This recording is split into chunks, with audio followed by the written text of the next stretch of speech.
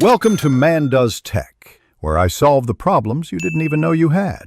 In this video, I will explain how to get blocks with commands in Minecraft. Command blocks are incredibly powerful tools that allow you to automate complex actions and create custom experiences within your game world.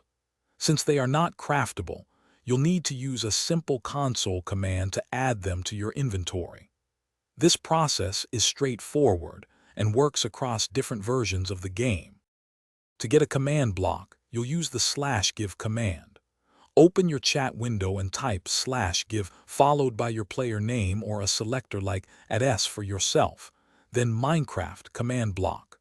For example, /give @s Minecraft command block will place one directly into your inventory. Remember, you need operator permissions or to be in creative mode to use this command. Once you have the command block, you can place it anywhere in your world. Right-click on it to open its interface.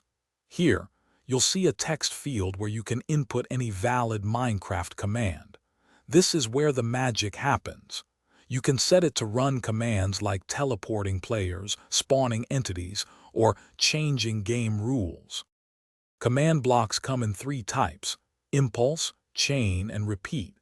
Impulse blocks run once when powered by redstone. Repeat blocks run continuously as long as they receive power, making them great for constant effects. Chain blocks execute in sequence after another command block, allowing for complex command chains. Understanding these types helps you build sophisticated contraptions. Thanks for watching. If you found this helpful, don't forget to like and subscribe.